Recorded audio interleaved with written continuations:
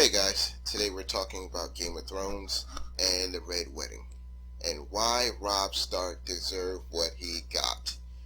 The Freys get a terrible reputation for what they did to Robb Stark, but they were perfectly justified in what they did, and I'm going to explain why. First of all, fuck Robb Stark. He was a dick and a terrible king. Now let me explain why. First, first, there's a giant difference between Robb in the books and Robb on the show.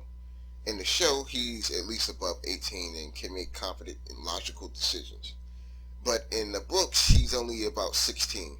So the reason he makes these dumb decisions is he's a kid. On the show, it doesn't really make sense because they aged up the characters, and that's one of the things that just doesn't make sense. He makes these dumb decisions, but it doesn't really make sense on the show.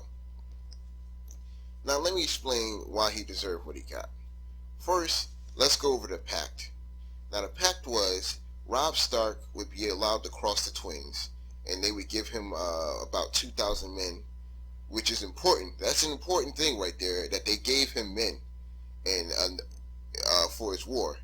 Now, in return, what Robb would have to do is he would have to marry a Frey woman, and the Freys want this because they want to add legitimacy to their house.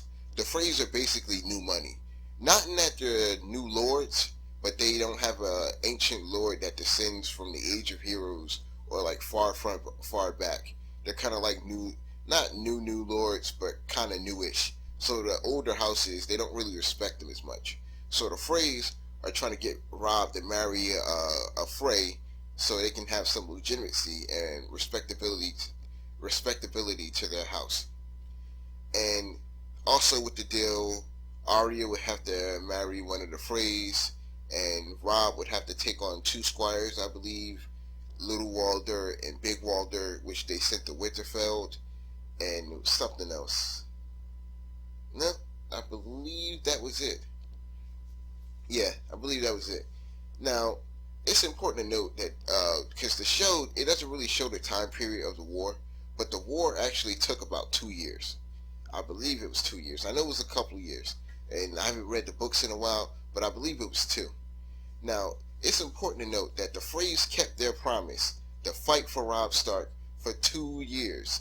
They gave him 2,000 men, which bled for 2 years for him. They fought in all these battles from the north all the way to the Westerlands for him for 2 years. The Freys were completely loyal and kept their promise. And what did Robb Stark do? He went to the Westerlands. He found some random chick of she wasn't even from an important house. She didn't have an army at her back or anything. She had no value. And he had sex with her, and then he marries her. What? And he has the nerve to call that honorable. He breaks his promise to this house that just gave him 2,000 men who bled and fought for him for 2 years. He breaks his promise to them. And then he marries some chick, and he says, hey, it's honorable because we had sex, and she would be dishonored if I didn't marry her. You just dishonored your whole kingdom.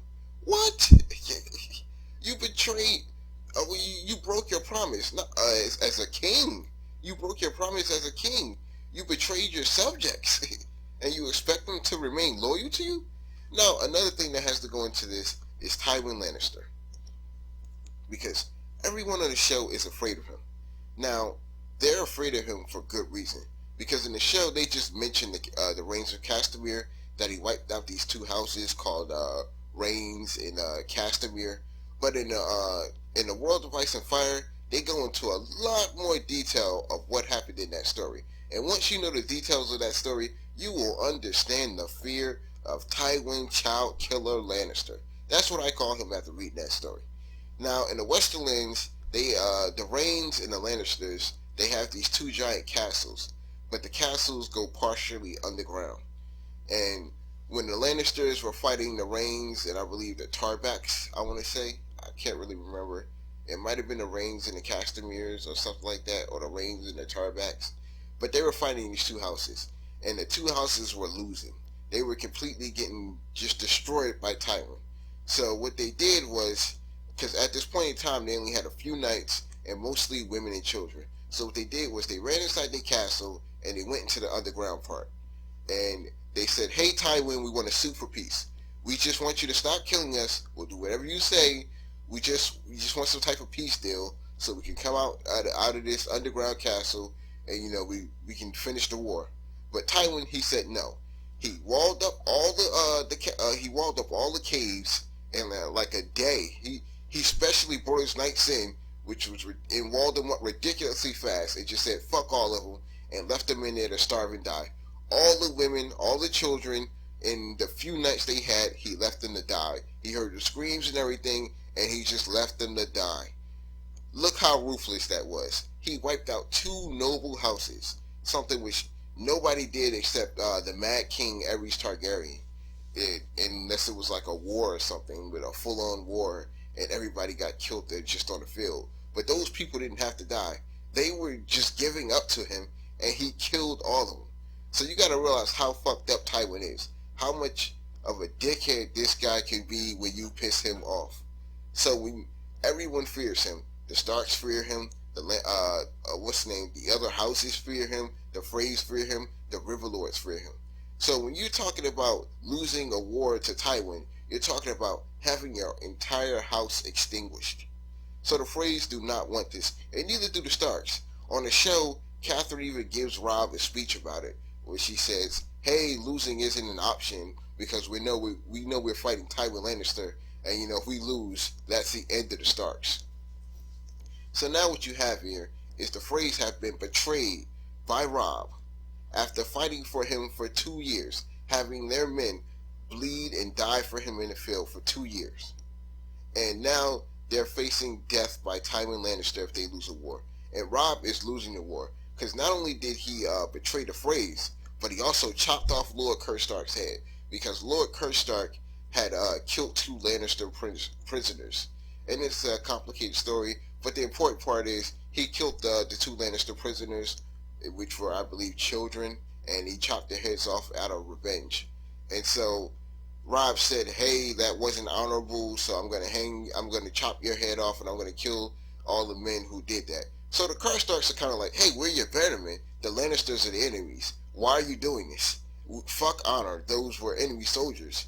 And, they kind of had a point there. But not only did Robb cut off his head, which made the Karstarks leave, because they were like, "Fuck Robb after that. Why should we fight for you after that, after you just chopped off our lord's head?"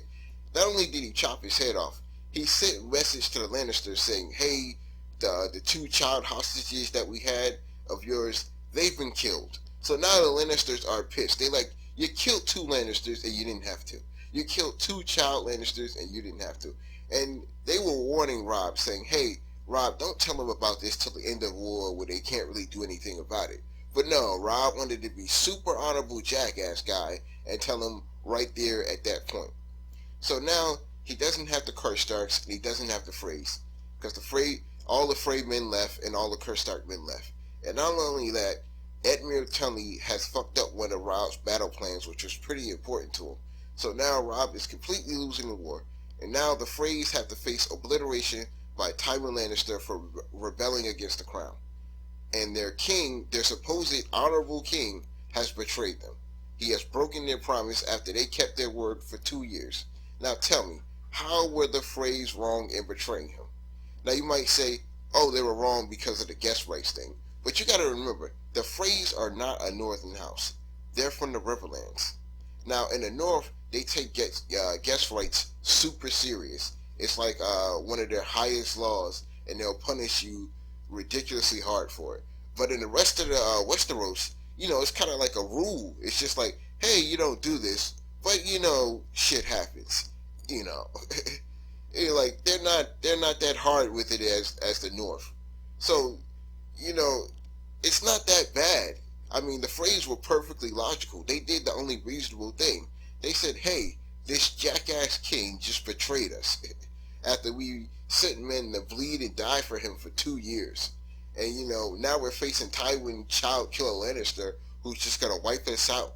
So they did the only logical thing to save their house. They betrayed their fucked up king, and, they went to Tywin and said, "Hey, we'll chop his head off for you and, make it a little bit easier, and you just let us live."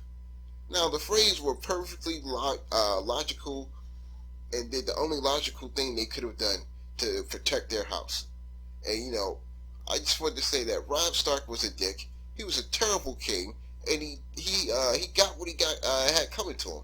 He deserved every bit of the Red Wedding. Now, did the other Starks deserve to die? No, but their king was a jackass. They shouldn't have followed him. In fact, they shouldn't have made him king. That was their mistake right there. But the Red Wedding was a perfectly logical decision, and Robb Stark deserved every bit of it that he got. And that's just what I wanted to say here today. Thank you for watching.